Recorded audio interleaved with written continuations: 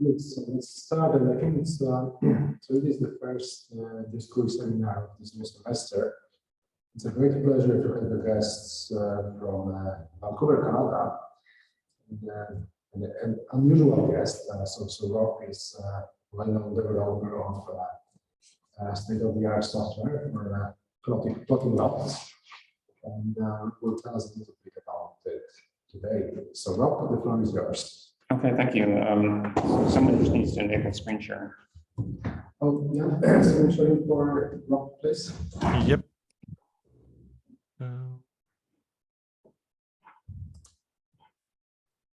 So you should be able to screen share. I'm just going to rearrange windows a bit here. Let's see.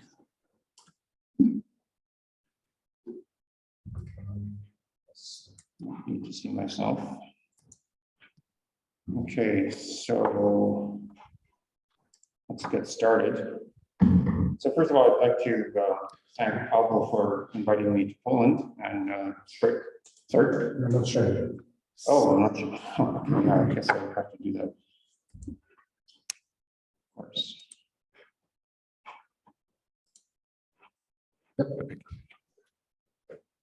So let's get rid of this.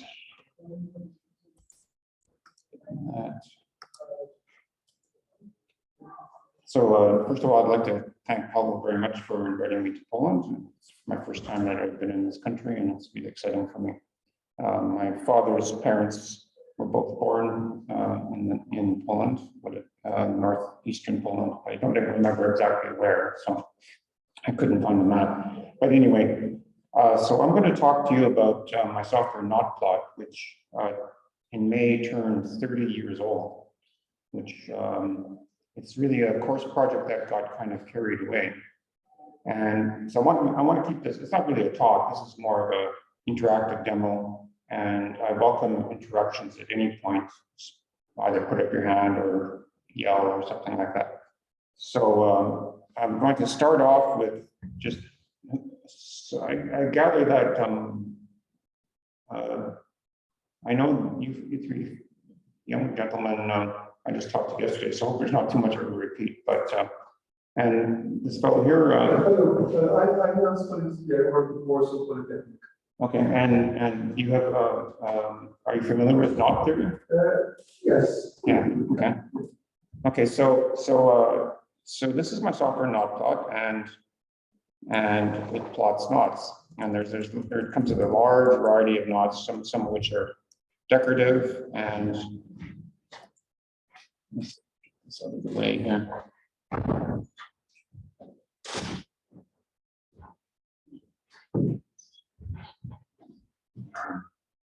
Is there any way of getting rid of this window? Putting it on another screen or something? Yes, I need to move it to another screen. No, maybe. Oh, that's okay. Don't worry about it too much. So you might ask why knots? Why are they interesting? So my when I started this project as a course project, and eventually it turned into my thesis work at the University of British Columbia in Vancouver, Canada. And the thing is that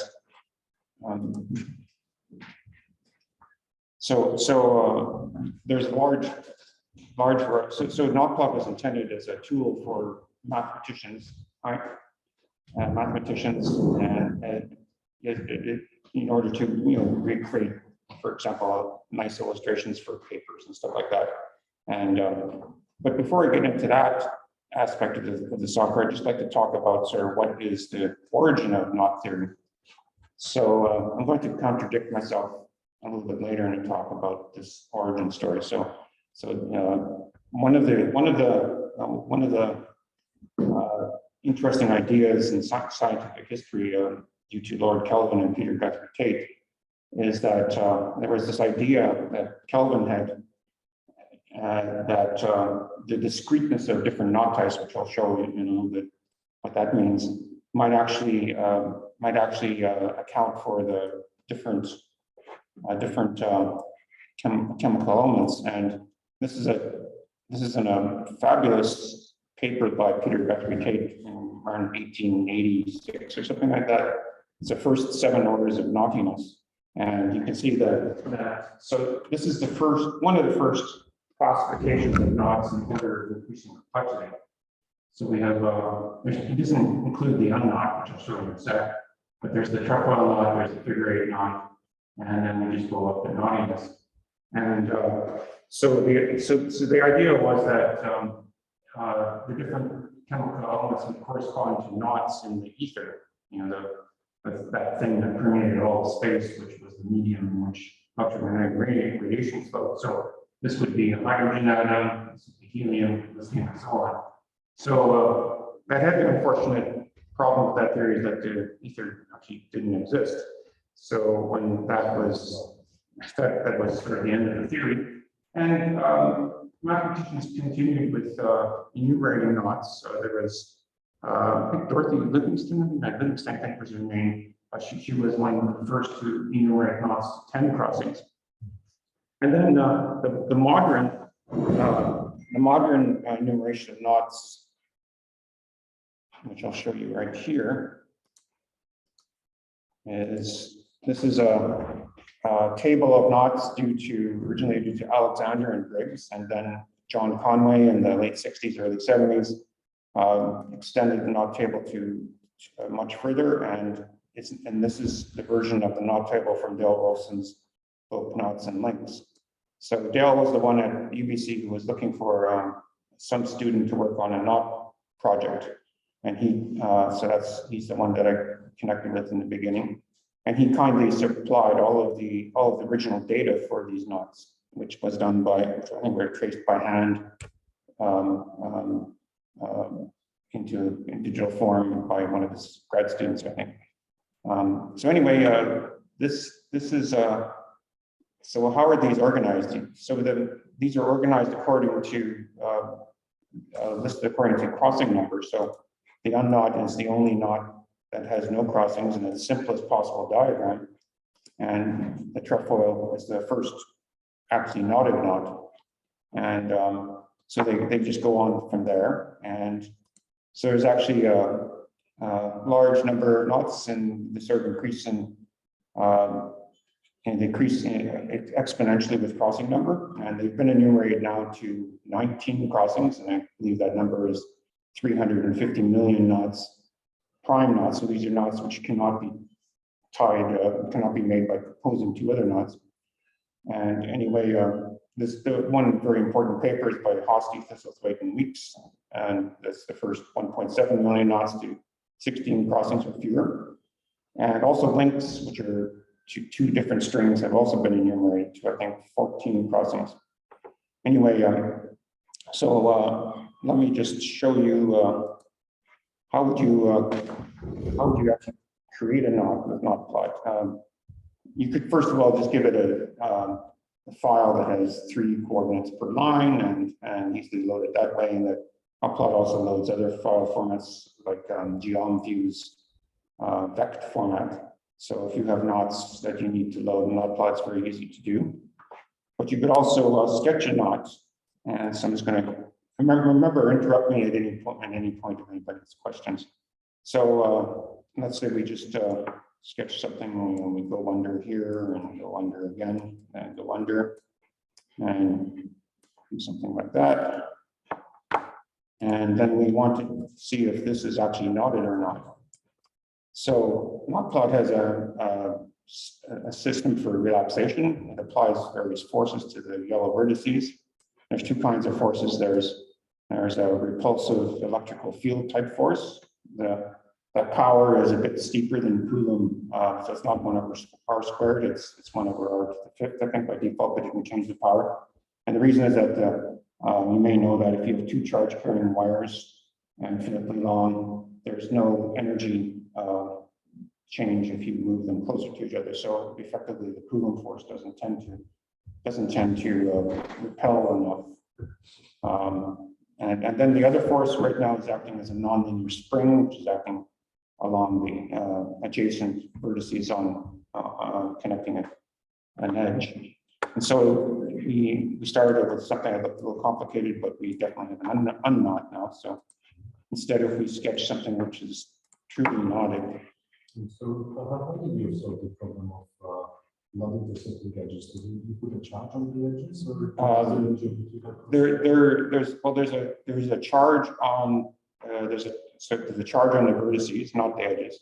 Actually, that's an extension that I've been wanting to do for years, but I haven't done that yet. Actually, the edges would be better in a way, but in practice, if most of the time it doesn't really matter that much. And so anyway, but there's also explicit. KnotPlot has it's sort of not really an energy minimization technique. It's really force balancing. And so here we have something which is truly knotted, and the trefoil. And so just to give you an idea of, let's just say we stop this for a second and show it. And I forgot to mention that my KnotPlot's knots are all piecewise linear. So the smooth, problem with my hand. And so the smooth tubes mode is just for display purposes, to sort of look nicer. And we should really think of them as piecewise linear. So in 3 dimensions, knot theory, piecewise linear knot theory, and differentiable knot theory are equivalent in 3 dimensions, but they diverge in higher dimensions, which is a bit of a weird thing and impossible to draw a picture of. So let's say we got rid of a few vertices. So what I'm doing now is just deleting a bunch. So can I do the relaxation on the open chain? So can I just fix the point? Yes. And then try to relax the structure and then connect them and see what it is? Yeah. I can just show that in a second. So the endpoints fixed? yes, yeah, you can keep the More than one open. oh yeah, you can have hundreds of open chains and fixed endpoints. So could I have the connection between also 2 different parts, or like thinking about the theta curves? And then relax? Yeah, I think you should be able to do that. Yeah. So I can make the chain or kind of the knotted chain, make the connection, so you have not real. You some knot inside, and then cut in one part and do the relaxation. Yeah, I think we can try that. We can try that at some point. Because it could be quite useful for protein with existing bridges. Yeah, I hope so. And in fact, part of my reason for coming here is just to start these discussions. And if KnotPlot can't do that, I'll make it do it. So I have one more question. It may be very silly, but it's the one that I closed. What is the actually biology to rely on homology actually push an outline in the clause? And then we don't have a problem how we close it. It's a so how to close it. For some closing we need not, for some closing we need not. Yeah. If we do the just have a string and we complete the Yeah. So Eric Rodden has worked with your group, Joanna, and he has interesting methods of closing up open-ended knots, say knotted proteins, for example, and finding. Sorry, I thought I turned that off. So he has sort of a sphere of different connection directions, kind of send out points to infinity, connect them there, and then it's really interesting work that he's done on visualizing the kind of family of knots that you get by closing a given protein. So what I'm showing here now is just a very important critical thing in the knot possibility to simplify knots. So I started with a nice smooth trefoil, and I clicked on the delete beads button, or delete vertices, and that actually deletes edges more, really. Well, it doesn't matter. And so this is so you can see that when I click on this button, it tries to get rid of as many edges as possible, so there's nowhere to get rid of without changing the knot type. So during this process, I have to not allow any edges to pass through another edge. And this is one area where KnotPlot's relaxation is not quite an energy minimization, because this is a step that is kind of not normal physics, basically. So anyway, if I try relaxing this, it just collapses to well, another process has happened, and so there's two processes happening here. One is deleting vertices, and the other one is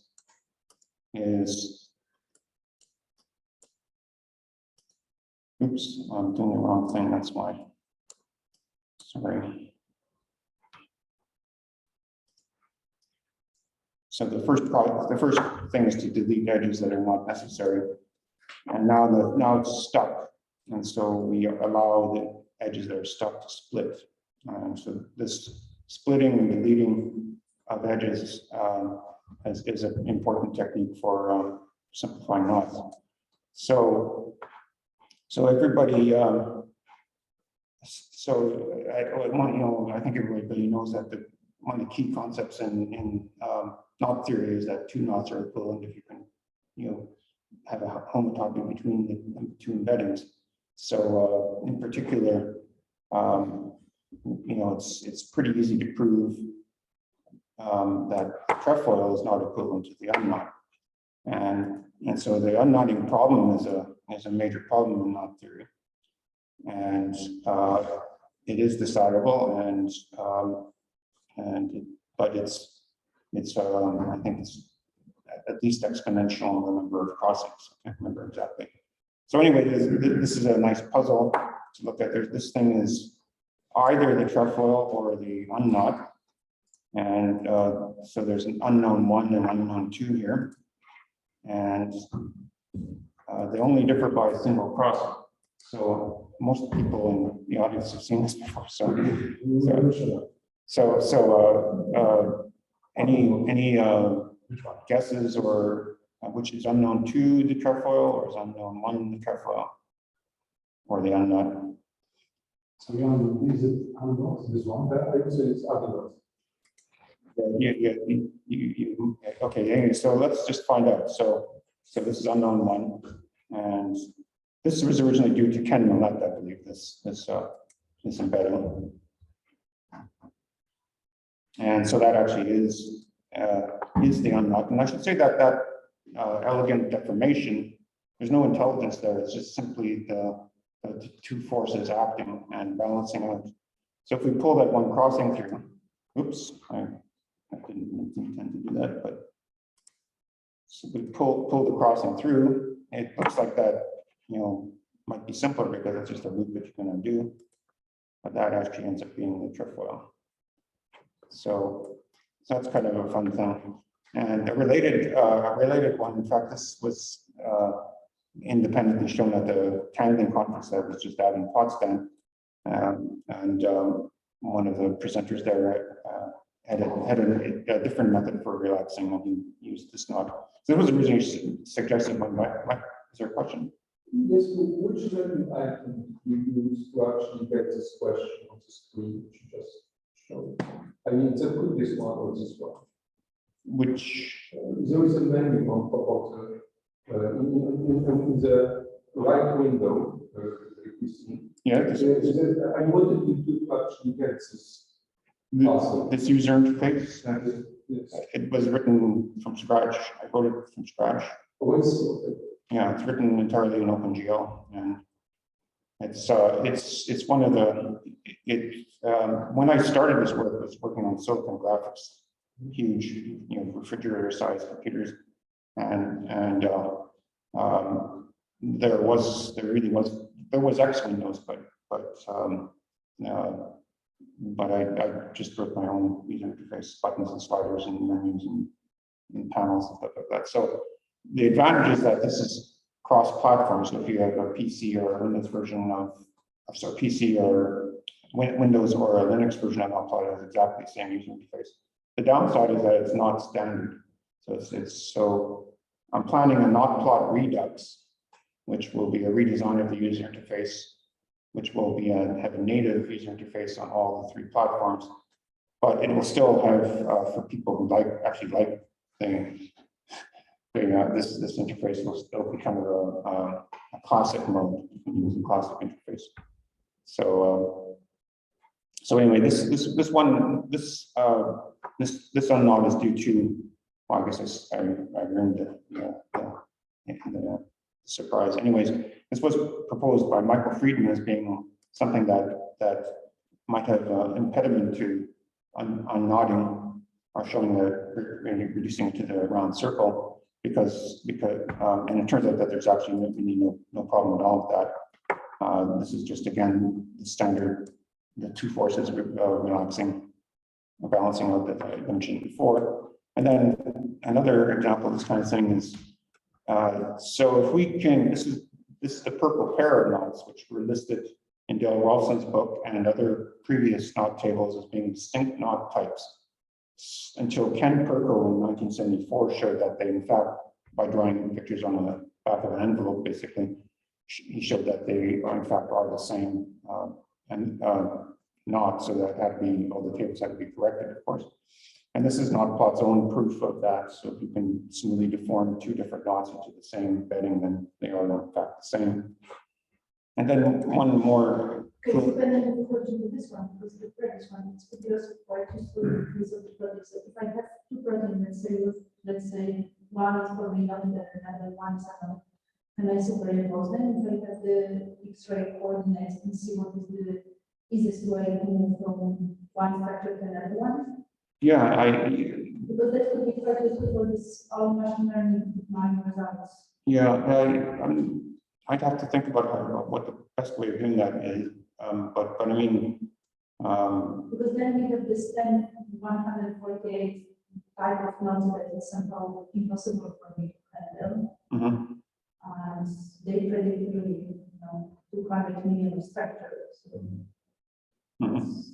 And then as well, the question is if I can, do you have the data for this, that we can do this in more automatic way? Oh, yeah. Well, one thing about KnotPlot is that typically, like when I do work with Javier and Mario at UC Davis or Chris Soros and University of Saskatchewan, most of the things that we do we do things in batch, and KnotPlot runs in the non-graphics mode, so you can run it in a non-graphics mode on a cluster, for example. And so it's often with Chris's group, there's actually, right now we're working on 2 component links on a simple cubic lattice. And there's usually a batch of like 1 million of these things. And so you have to do them, and you don't want to look at anything. Although I always encourage grad students when we're starting to work with KnotPlot, run it in a graphical way first. If you have an algorithm that you're working on, make sure you look at it, make sure that and if it looks right graphically, then run it in non-graphics mode. So anyway, the last of these sort of fun demos that I'm trying right now. That's another question to the previous one. Yeah. You wanted interactive since it's a big loss. So how you set up the problem? Can I actually set up a target shape and do actually try to bring it up as close as possible? Well, it's sort of not really designed for that, but if you have a target, what I would do, in fact, is you have a target shape, and is actually relax the target shape. I do this. This is a trick I do all the time.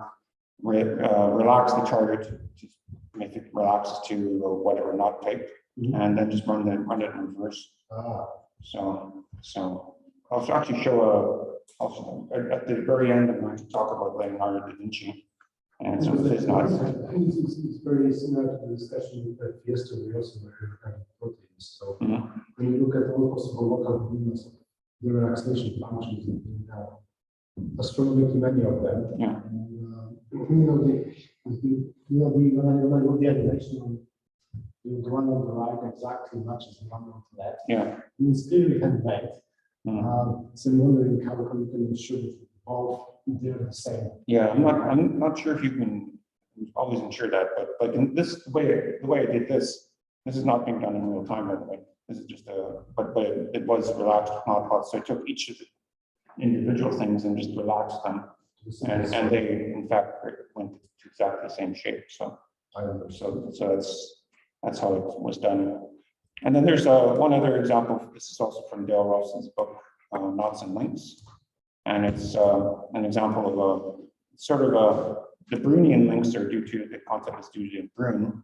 And a Brownian link is any link that is truly linked, so you can't separate any of the components. But if you remove any one of the components, then the whole thing falls apart. So an example, the simplest example is the Borromean rings. And so this is an example, you can just hover over one of these strings and say delete that one, and you'll see what happens. So we're not doing molecular biology, so that's why we can delete matter and add matter at will. And I'm just going to show you a few more of these relaxations because they're quite fun. And if you get a copy of KnotPlot, and any of you who if you would like a complimentary key and don't already have KnotPlot, I'm happy to send you a complimentary key. I think probably everybody has KnotPlot, except for maybe this gentleman here. But if you want a complimentary key to the software, I'm happy to provide that. So this split delete demo is just a nice illustration of that technique of deleting edges that are kind of where there's lots of space, and splitting edges that are stuck. So, for example, this noose shape thing here, we're just going to start those two processes going, and in fact, that's the unknot. So, and the monster that we saw before, using this method relaxes very, very quickly to just a round circle, well, not to a polygon, to a pentagon, and nice tricky unknot due to more on thistle weight.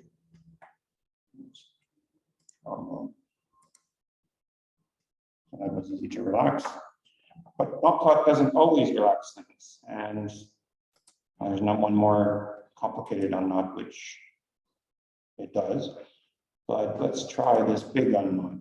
And this is due to OPI, and we start simplifying this one. So it's obviously having trouble. And we can click on this delete many beads button, see if it helps at all. There's a hint here. And the hint is to try a different.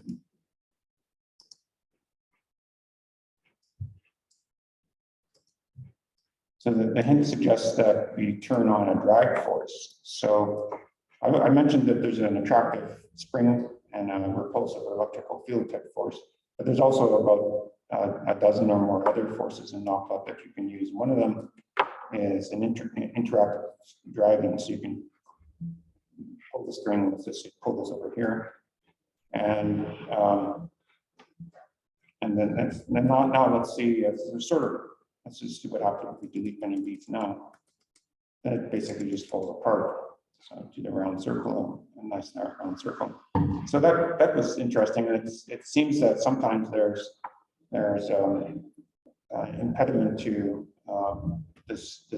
my forces have there's a global obstacle that you have to sometimes deal with. And if you do get a chance to play with KnotPlot, there's a couple of interesting ones to play with here. One is the Haken unknot, due to Wolfgang Haken, I think from the 60s.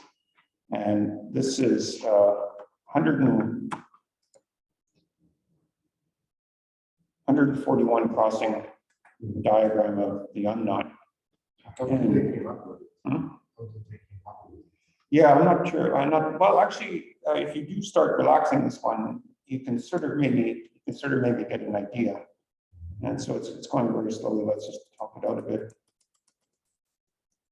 It's good. It kind of gives you a hint at the actual structure inside of that, and it looks like, again, there is a trick of pulling something around, but this one also it is possible to untie it using the dragging technique, but it's kind of a challenge in some ways. I find it quite fun to do. I repeatedly do it. So anyway, let's see. So we just load the Haken unknot again. So there are other techniques of determining whether something's knotted or not. And one of the ways is to use one of the knot invariants, which there are quite a few. And so I'm not going to really talk much about how to do this, but there's various not polynomials, the Jones polynomial, the Conway polynomial, and the Hopfly-TT polynomial, and Kaufman's polynomials. And they're all associated with any knot diagram that you can compute this polynomial. We're going to actually be using the Hopfly-TT polynomial. And that is a invariant of the knot type, so any other embedding of the same knot type will have the same polynomial. But it's not yet known, and also the unknots typically in these polynomials are all have the polynomial 1. So it's still an open question as to whether the Hopfly-TT polynomial actually detects unknotedness. But I'm just going to show you how we would do that. So there's something called, this is an interesting visualization if you just want to know how we do these things. There's something called the Thistlethwaite code, which is associated with the embedding of the knot, or our diagram of the knot. So this is a nice interactive demo. You can see the actual Thistlethwaite code changing to knot diagram. So I'm going to actually use a different encoding in the extended Gauss code, and so this is really easy to explain how you do this. You have a starting point, and you just start at the starting point and proceed in the direction of the orientation of the knot, and just label all the crossings 1, 2, 3, 4 so as you encounter them. And then you also indicate whether it's a positive or a negative crossing. So this plus and minus sign might be a little hard to see. So a positive crossing is either this or that, and the negative crossing is the opposite of that or this. So this gives you what's called the Gauss code. You can see at the bottom here. So if we load up Hawken, okay, its Gauss code is pretty complicated, but let's just write it out to a file. And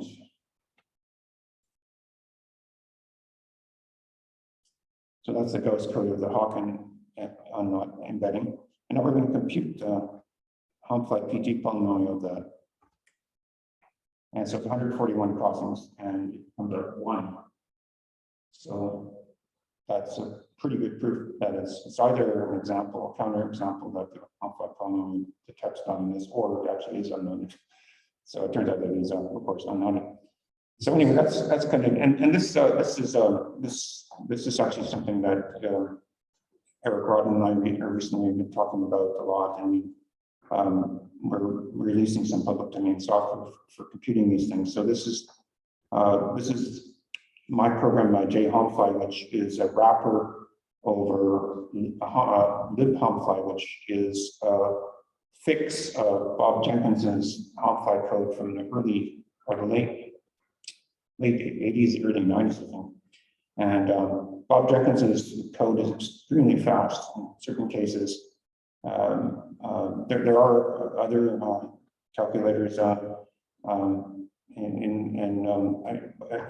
comparison to the two that we're using at San Francisco State.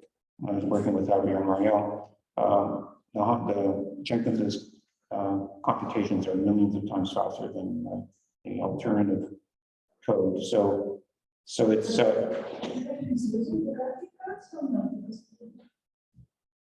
not was not using the graphic cards, so if you implemented this on the graphic cards, shouldn't be even faster? That's an interesting idea to try and do that, and I thought that would be a fun thing to try out, but I've never written any code to compute polynomials. Jenkins is just very clever, and it doesn't use it does. So it's the one that we prefer to use at the current work I'm doing with Chris at the University of Saskatchewan, but it's actually there's a competitor by dioscuri-tda, and it's a French group, and their code is actually faster for small crossing numbers, like up to 20 crossings or so. It's actually quite a bit faster than Jenkins is, but Jenkins overtakes it around 30 crossings. And then the other one doesn't even work over 60 crossings ever. So so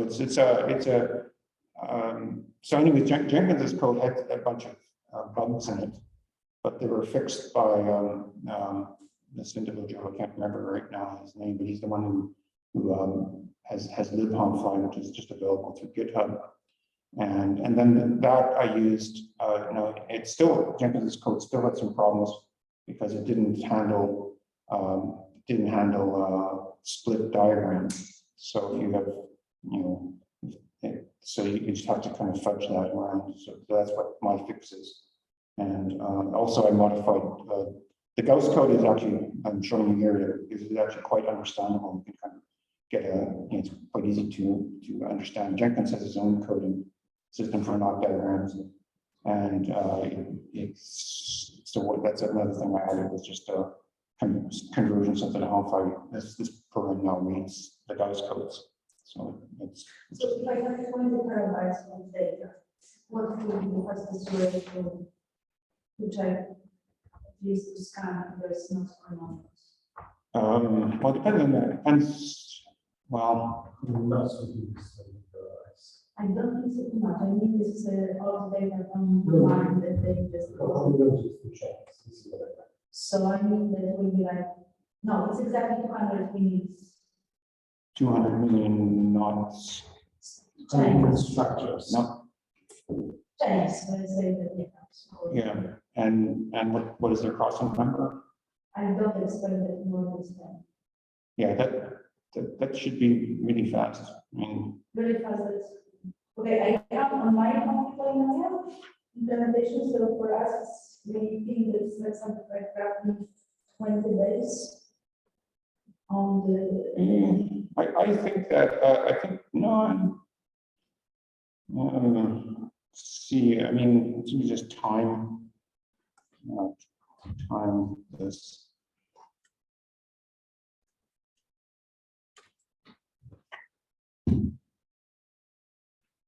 So this took actually 0.1 seconds for this. Is that we need to multiply the safety at least by 100 for each chain, because each chain we need to close at least 100 times. Oh, okay. So there are 100. So there are actually 100 crossing knots. Crossing over 100. 22 million. Crossing. I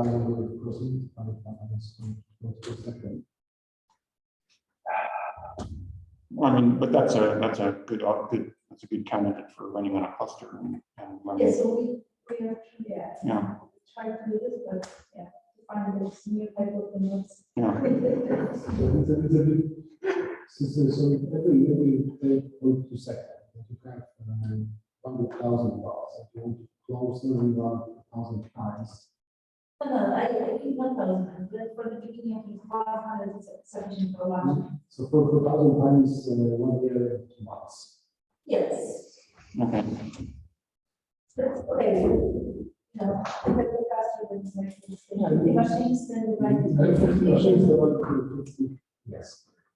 Okay, so looking at 9 days. Okay. 8 days. Yeah. it's doable. So okay, so I'll just so it's been about 45 minutes. Okay, well, there's two remote guests. So if anybody has any questions on anything at this point, let me know. I'm going to show you a few other things. And If there are any one, questions online, please ask you aloud. We are speakers or type in the chat and I will ask them. there's 3 remote people. Okay. So I'd maybe like to show you some other components within KnotPlot that are of interest to mathematicians. And there's a lot to see here. There's you can create torus knots and twist knots. There's a way to automate all this process, of course. And We may have another question that actually refers back to what we said in the previous. But it's also related to complex and checking if the only node that polynomial is the unknown. So I was actually for a while I was confused. I thought that unlocking problem is undecidable, and then Radula brought me out of my mistake. She actually pointed out that it is decidable. Yeah, that was what Hawking did actually. He showed that it wasn't decidable. Yes, but I also know that the characterization of a node is the fundamental group of not complement. So if I look at the fundamental group of not complement, that's a group of one generating normalization. And for any node, it's something else. So for a node, it's a triple, right? Yeah. And the reason why, for a long time, why I believe that this is undecidable is because you can actually write down the representation. You can take the node, you can embed it into a box. You can measure the complement. That's everything that's polynomial so far. And then I can write down the representation of the fundamental group of the complement, and then I have to decide if it's trivial or not. That's undecidable. Yeah, I think in general that is undecidable. So that problem have to be considered more difficult than unlocking problem. Yes, so that's the point I would like to at some point. It's the point in my life I want to understand what's the difference. So if I should ask a question, follow-up question to that one, so that it proves that there are quite strong restrictions on groups to be the fundamental group of an object.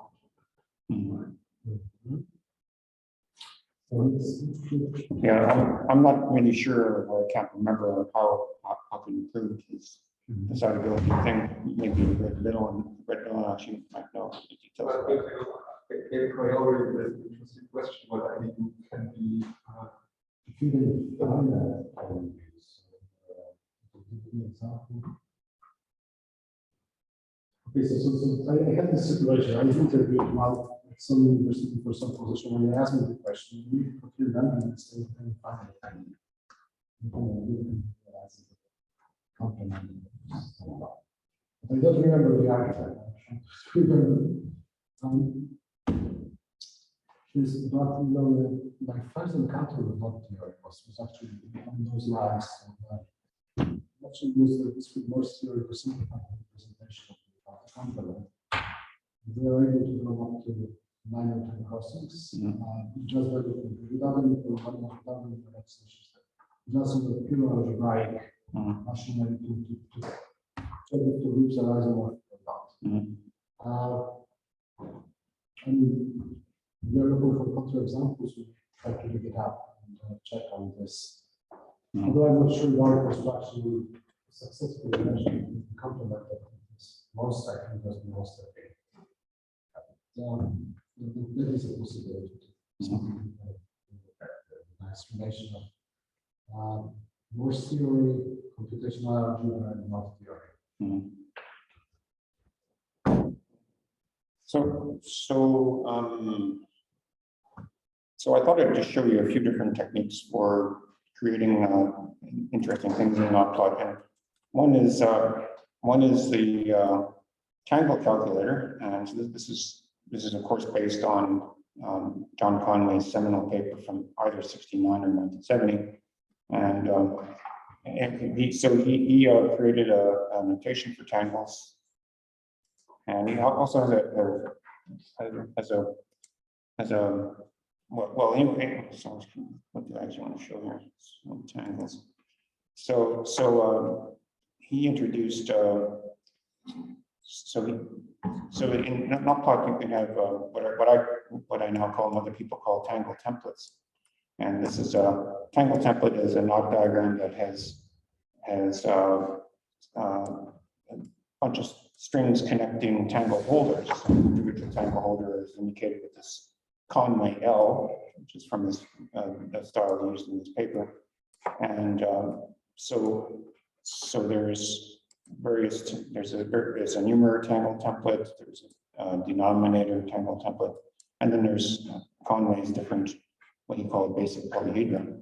So this was a device that he was able to, as he claims in this paper, to enumerate all the knots to 10 crossings in a single afternoon.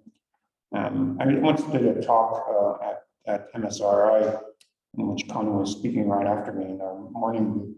I was talking about tangle, about knot enumeration. And so I was really excited because Conway was going to be the person speaking right after me. There was a tea break though. It turned out he was using the time that I was speaking to prepare his talk. So, and the funny thing was that the first thing he said when he started his talk was, well, we now know that enumerating knots is a waste of time. and then he went on to talk about something brilliant, which I can't remember. So anyway, all of Conway's basic polyhedra are implemented in KnotPlot. And this is just a demo that allows you to say embed a clasp inside of all of the tangle holders. But there is a fully functional tangle calculator, which I'll show you in a second. And so let's just reset this. Now, Conway also, and this is in Dale Wolfson's book, in Appendix C of Dale Wolfson's book, he gives the Conway notation for all of the knots and links, knots to 10 crossings and links to 9 crossings. So they have this is probably a little hard to see, but if you type in Conway and then give it the Conway notation, say 3, very simple notation, that just gives you the trefoil. So one thing to note here is when you type in a Conway notation, say Conway 3, 4, this right at the bottom here is KnotPlot prints out a tangle command and a bunch of commands. And so if you actually typed in, say I delete this and type in tangle 3, 3, 4 star n, and then you get the same thing. So what does that mean? So those are commands for the tangle calculator, which is tcalc here. So we could also do a 3 and a 4. Now this is a stack-based calculator for tangles. So it seems like these days a lot of people don't remember what an HP calculator was, but the most marvelous calculators ever made were by Hewlett-Packard, and they were stack-based. So they had a stack. There was no state other than the stack. There's no pending operations. Like when you hit on other calculators, you hit close parentheses, like 1,000 things could happen, which are all pending operations. But so in a way, a tangle calculator is similar to that. So we've created a 3 tangle, a 4 tangle, and now we're going to do a binary operation, which is Conway's multiply operation, and then we're going to embed that in the numerator. Go away.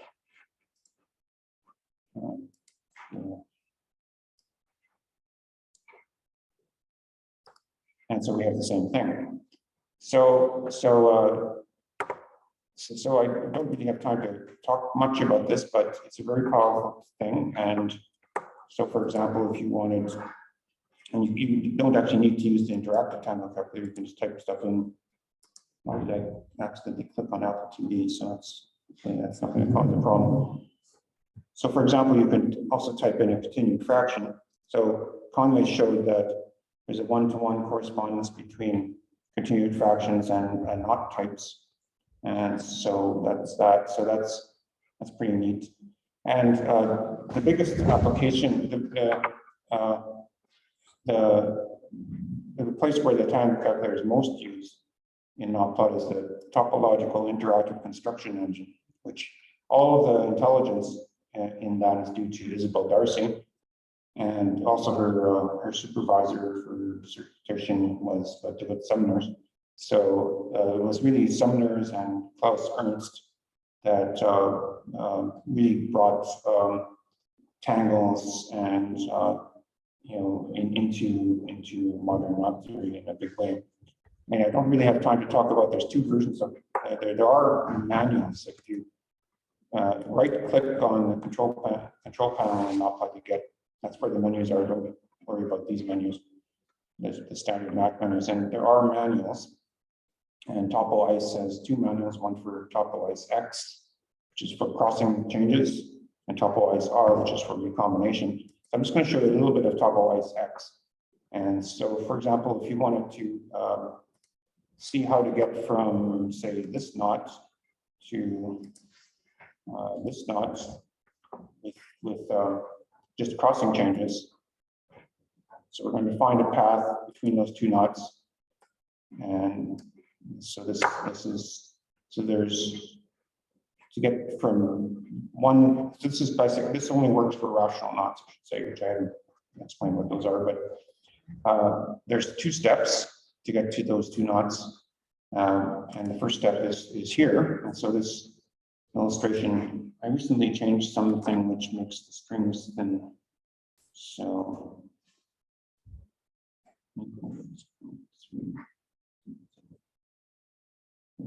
easier to see. So this is an example of a tangle equation. So the upper left and the upper right are the same knot, and uptight and same. So this equals this, and this is exactly the same diagram as this, except there's no crossing change. So this is how to get from this knot type to that knot type with just a single crossing change. And so that's quite fun. And So I have a question about yeah. because the deadline actually came out with the draft algorithm of Milan. So we are looking at multiple numbers, and let's say P and one metric in between coefficients. It's somewhat not natural. And you can define given two knots, which are not the same, and ask how many in the whatever representation, how many changes in it in order to move from one to another. Right. Here is a minimal number, which depends on the projections. So from understanding from the minimal representations, you will not always be a good idea. But you consider all possible projections and searching for the minimal number of changes, then that sounds like a reasonable metric. It's unreasonably uncomputable. Yeah, I think it's uncomputable for the general case, but it is computable for rational knots. Okay. And this is the work of Isabel. And I see. this is why this is quite cool stuff. So for example, this is a sort of reaction pathways to get the unknot is right at the center here. So unfortunately, these are drawn as rational, and they're not drawn as your sort of standard pictures, but this shows you how to get from any one of these knots to the unknot. And if you just hover over one of these edges, you actually can see the proof essentially of how to get from this knot type to this knot type. So How do you guarantee that you always get a minimal number of changes? you'd have to. Well, that's. I'm not exactly sure how Isabel proved that was the body of what she did. She actually proved this, and so also there, like I said, there's also a TopOICE R for recombination. So if you want to get from this knot type to, okay, actually let me not talk about this because I forget exactly what I'm supposed to be doing. So anyway, just see what she's written about it, and in KnotPlot you can actually get, if you go to TopOICE X manual. It actually needs to be formatted a bit nicer.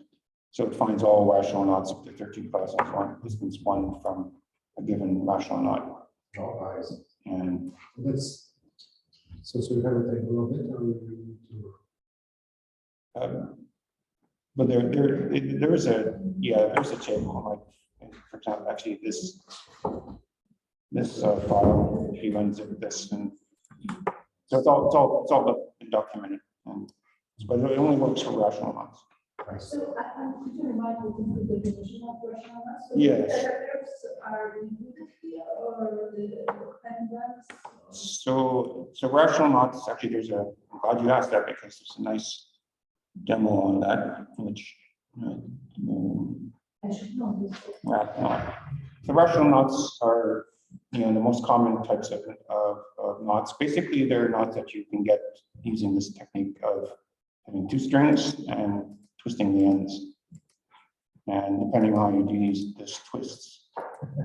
So this is exactly what rational knots are. So most knots are not rational and are more difficult to deal with, basically, because of that. And then if you want to, so what Conway did for the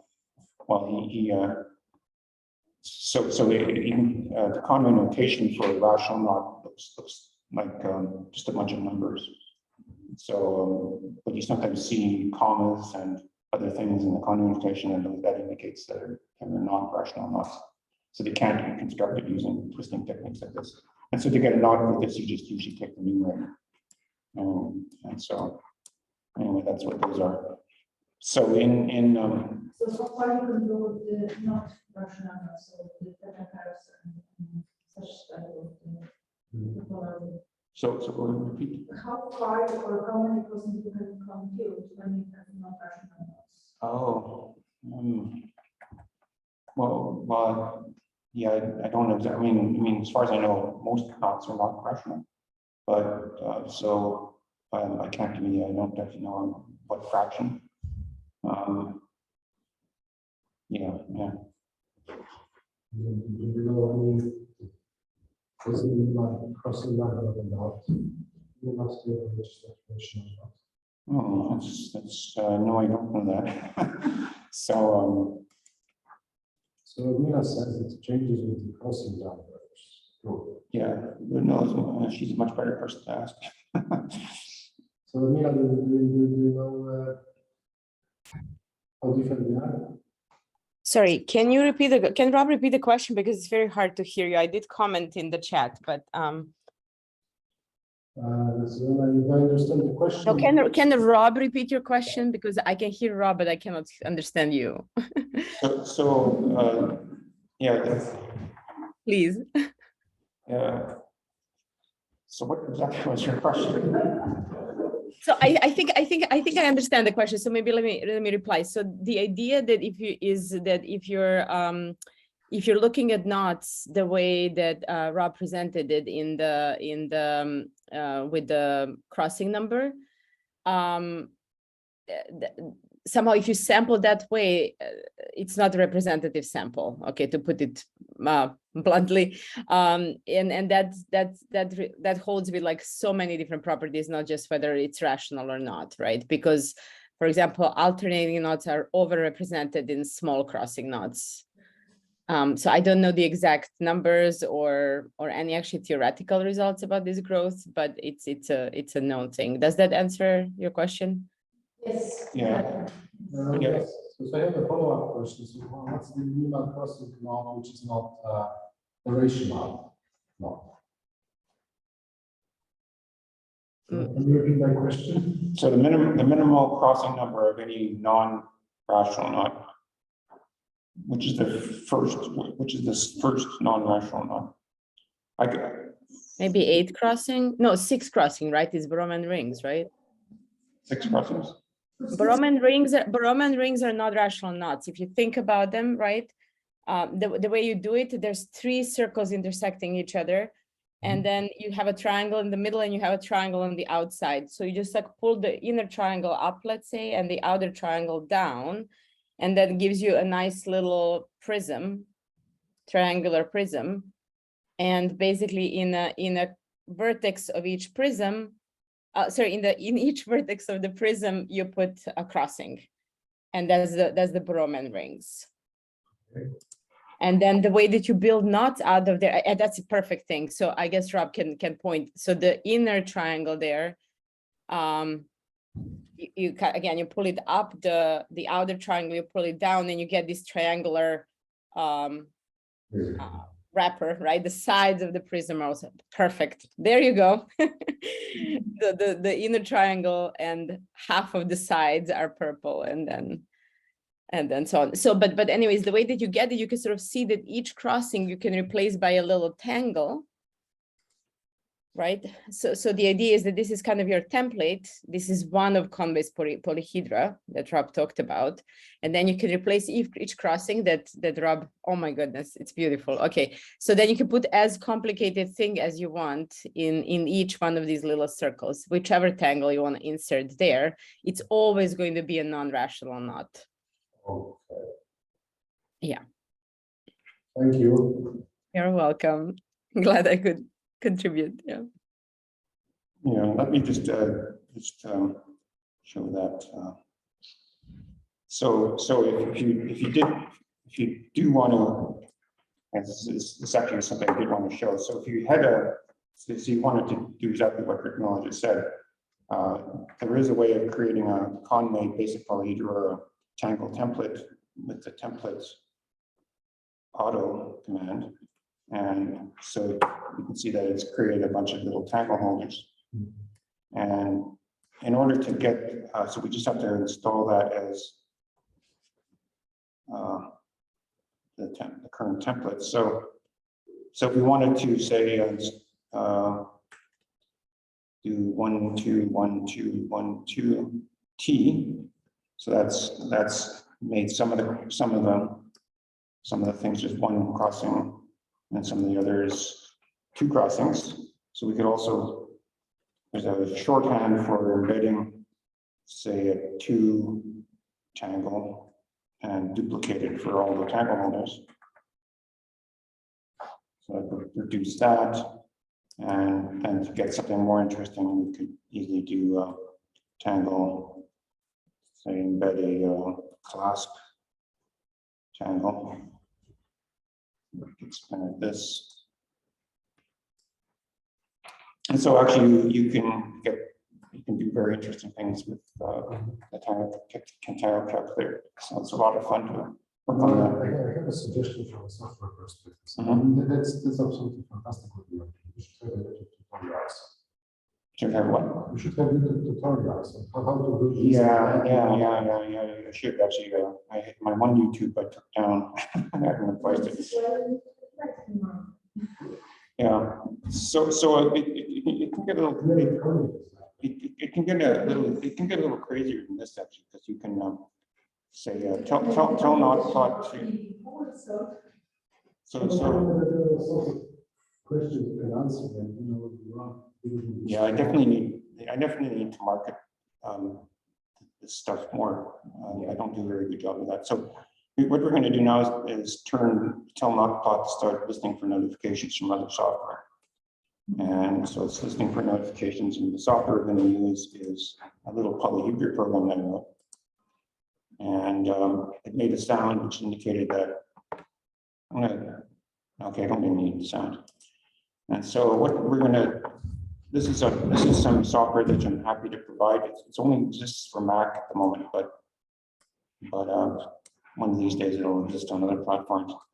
But it's just a polyhedra visualization program, and it has a bunch of stuff. And let me just start with something simple.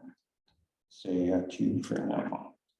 So if you want to, if I want to export this polyhedron to KnotPlot as a tangle template, just do this. And, oh, okay, I have to connect to KnotPlot. And then share tangle template.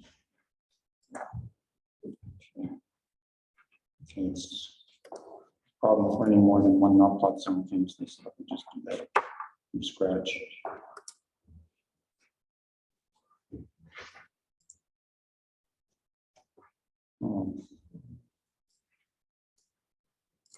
So notify listen on.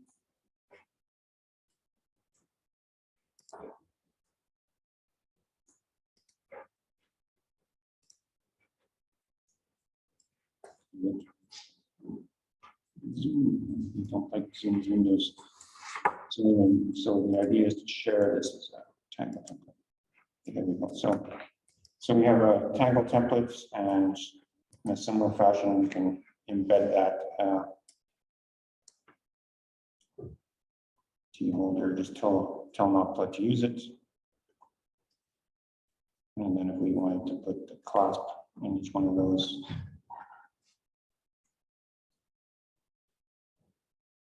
That's that. So that this can get very complicated very quickly, of course, because you can have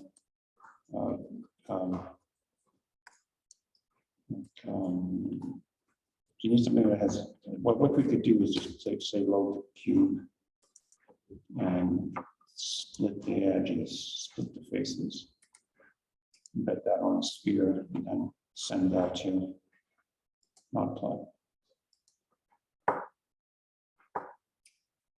Anyway, so I'm not going to, you can just imagine you can get very complicated things quite easily using this technique. So I'm just going quite long. I was going to show you some Celtic knots, some Leonardo knots. I don't know, sure, people still are interested. So maybe I'll just start with Celtic knots, and I'll show you, first of all, I'll show you the modification. Well, I'll show you some actual real Celtic knots, and then I'll show you what how KnotPlot does them. And let's see.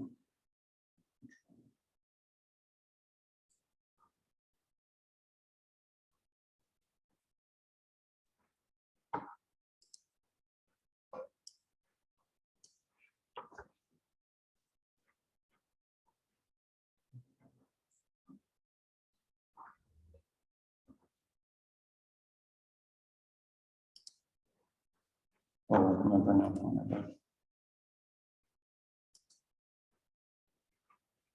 Well, this is just a little bit on knots and art, and so the kind of a little bit of history here. And these are some Roman mosaics. So you actually quite often see knot diagrams, and here's an example of Solomon's length and a very nice twisted strand. But Celtic knot really started with, well, it actually started, well, actually, not talk too much about where it started. But one of the earliest illuminated manuscripts is a gospel due to, it's a gospel, basically Matthew, Mark, Luke, and John. And it's the Lindisfarne Gospels, which was created around the year 700, I think, by possibly a single monk working in a dark, damp room in Northumbria. And this Lindisfarne Gospels is now kept in the British Library. But in 1987, well before I was actually working on knots, I saw this. I happened to be in Durham Cathedral in the north, and it was the 1000th anniversary of the bones of St. Cuthbert arriving in the monastery. So they had the Lindisfarne Gospels on display in the crypt of the cathedral, and believe me, it looks way better than this in live, because it actually looks like they're three-dimensional strands, basically, and they're glimmering and just absolutely fabulous. Now, a little bit more well known than the Lindisfarne Gospels is the Book of Kells, which was about a century after, and this is you can find this on one of my web pages. I don't exactly know where it's. But these are photographs I took of a facsimile of the Book of Kells that the UBC library has, and so there's countless examples of just absolutely fabulous knots, and some of them are kind of angular, and anyway, so I'm just going to show you a few of these, and since this audience knows quite a lot about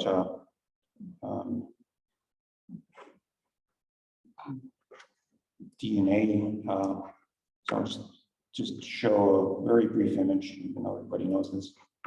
So, of course, DNA is a twisted helix, and it replicates but it ends up being in the middle. And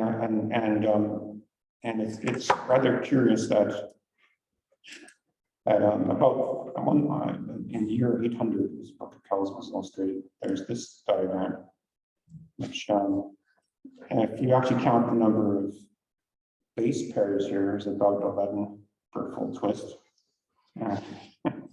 So this is an illustration of DNA replicating drawn in the year 800. Does anybody know? Okay, that's all nice. Does anybody see a problem with it?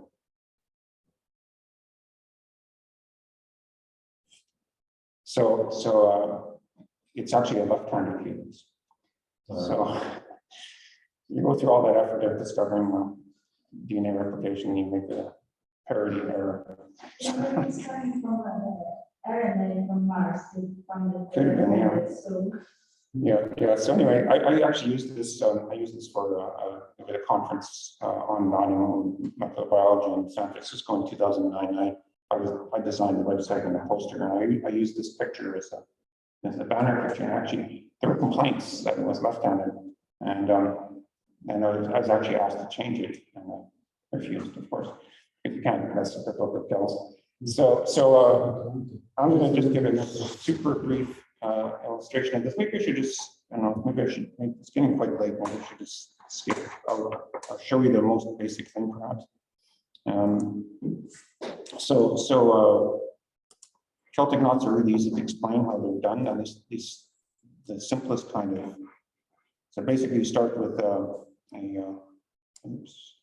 regular grid, and there's it's going to hide the knot interlace. So there's a primary grid, and you split that into a secondary grid, and split that into a tertiary grid. And the tertiary grid is what actually is where the knot path will follow.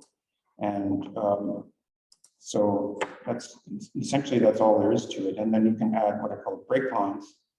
So like put one here and say put one here. And if you're familiar with Celtic knotting, this kind of motif is often seen in Celtic knotting.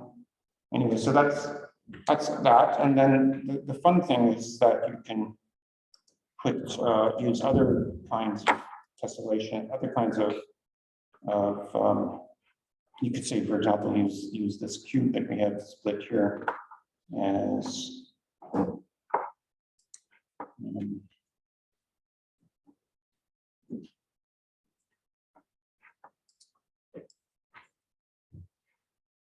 see this one's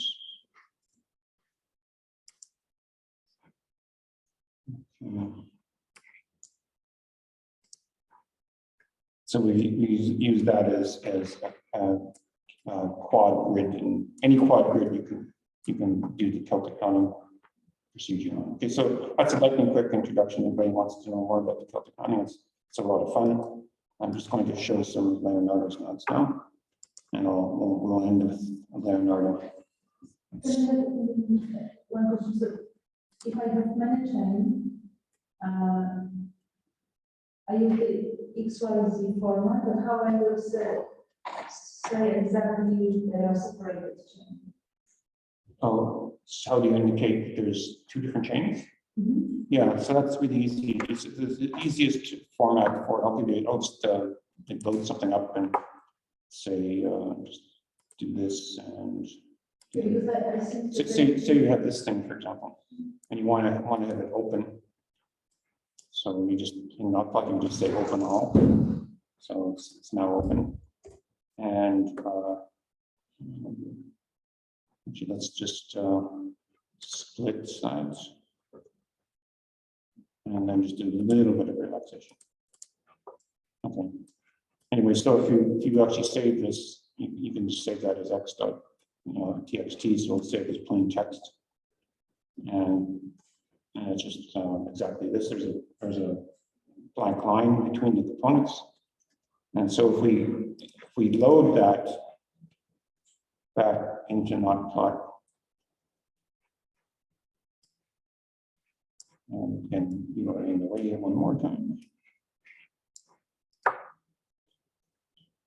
So since it's just plain text, there's no indication that it's actually open-ended. So So did you try to download, because if in this way you can also analyze the data from ICMAP, the chromosome data, but it's like 5,000 times. I no, I haven't. I did work with errors a bit on the high C stuff, and I did some work with them, but that was a long time ago. I don't think I've done anything since then. So maybe then I will ask a different question. What is the limit of the number of the chain, and how long the chain can be? Well, the chains can be very long. But not so long that it has million of bits per chain to pay, no? Million might be a bit of a problem, but oops. This is a question that probably can, this we cannot reduce because we don't know if there's knots or not, so then it's not like the simple way to reduce even atom. Yeah, I think probably the best thing to do is actually try it and see what you have to do. So I think so for this computing chain, we try and it doesn't work. 2 million bits 2 million beads doesn't. doesn't work. No, that's. I think that's well beyond any computation tool. I mean, how many crossings would you have? I think so, maybe 2 or 3. That's it. 2 or 3 crossings. I think 2 or 3 at least, maybe the. Yeah. So, but the raw data has 2 million vertices. Should be able to transfer it to. But you don't know how to, so we need to visualize this first, or we need to be able to see if it's really long or not. So that's the. Yeah. It's like the chromosome, they already pack each other. So it's a nice work, but it's you can spend a few evenings being able to draw this. So it's nice to have something that you can. Yeah, I think I know that KnotPlot can certainly be challenged by something that's a million vertices. But Okay, it was just a question. yeah. So like it's one thing I wanted to one thing I just wanted to plug was KnotPlot has a scripting language, so if you did want to run experiments, up until May of this year, KnotPlot had just its own custom scripting language, which was very limited. It didn't really have, it had a looping mechanism, if then else mechanism, but they weren't really standard. And so something that is very important for running experiments in KnotPlot is that in May of this year, I embedded a proper fully functional programming language into KnotPlot. I used Lua, L-U-A, a Portuguese word for the moon. And so it's a Brazilian creation. It was actually created in the 90s, and then with a specific aim of being embeddable in other languages and other software. So it's a really important addition to KnotPlot. It's maybe one of the most important additions in the last 30 years that I've made. And the demos the classic demos I started this presentation with used to be implemented in KnotPlot's own basic scripting language, and it was very complicated. You had to be kind of neat to understand what happened. But those have been redone in Lua, and at the bottom here, the same 4 demos that just have a show Lua source button. And so I plan to embed Python as well as, so Python might be more familiar to people, but Lua is a very simple language to learn. Start with screen sharing. So if you just click on this show Lua source, I'll just give you an example of Lua. So I'm not going to go over any of this, but it's anyway. So it's really, if you want to know more about that, there's also references to Lua on the control panel. So that's kind of cool. And now I'm going to really finish with Leonardo's knots, and I just have to be in the right place. That's good. So.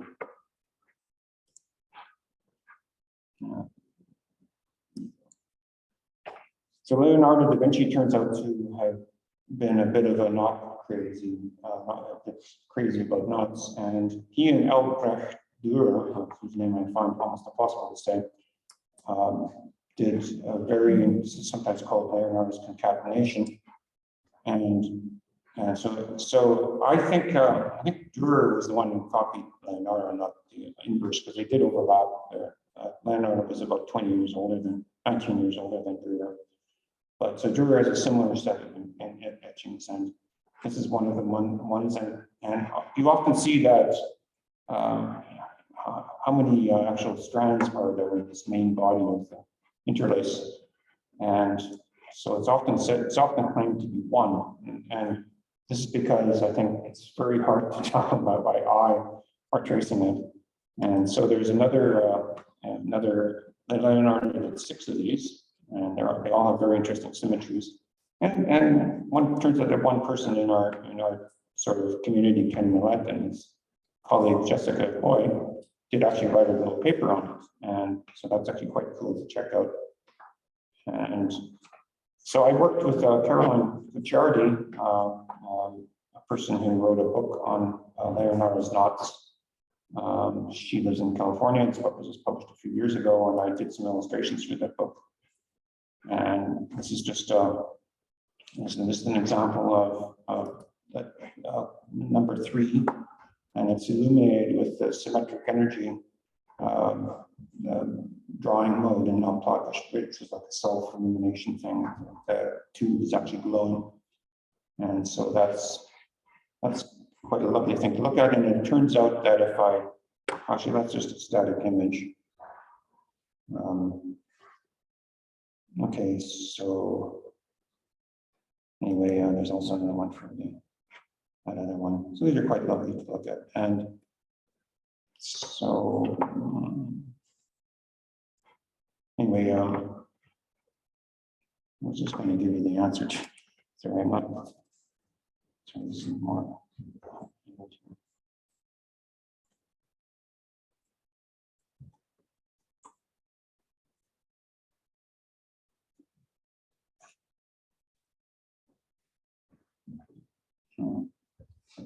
Okay, I think I'm just going to wrap it up here. Sorry, but I meant to have this more on hand, but anyways,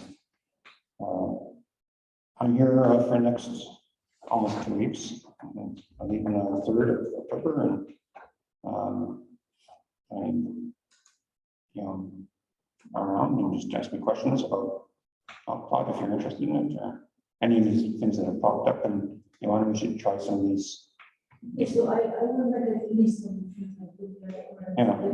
And one thing I'd like to do for anybody who's interested in using KnotPlot is just sit down with people and get all of these, get KnotPlot working so that you can run experiments, and so there's a few things that are good to go over, like how to set up a working directory for a given project. I was thinking that we can do this tomorrow at my place, so we already everybody installed KnotPlot, we learn about Rula, so I have never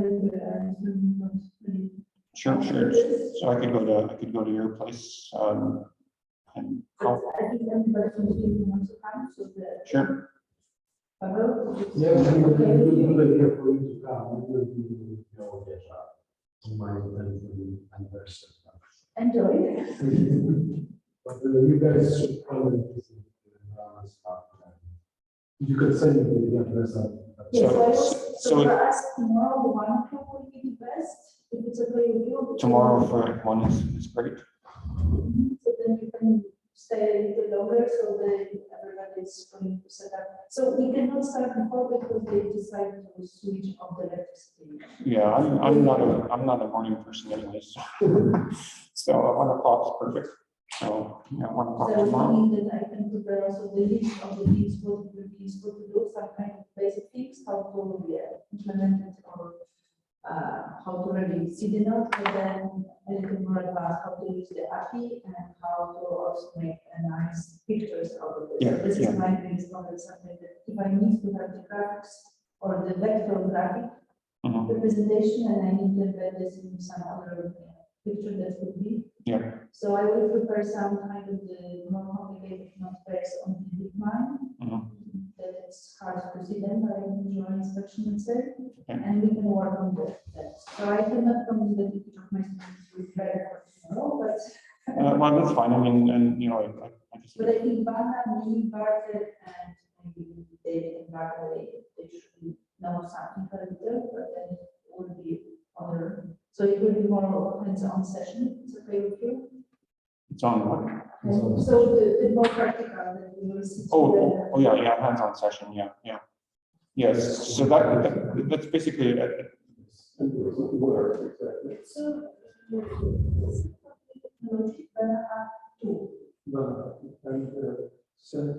so there is this new building, so there's a physics department and biology department, There's an biology. easy Our connected is problem. just- So No, it's called- because I know where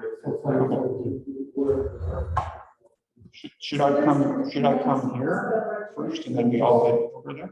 The first part, and then I will give the rooms, and then I will set up some one of the seminar. So that's for my. Yes, but so I will send the email with all the information to Pavel, and then I will send this. Yes, so I was saying, because I was saying. And that's very well. It's nothing, let's try to speaker. Thank you very much, Rob. Thank you. Let me ask if there are any questions online.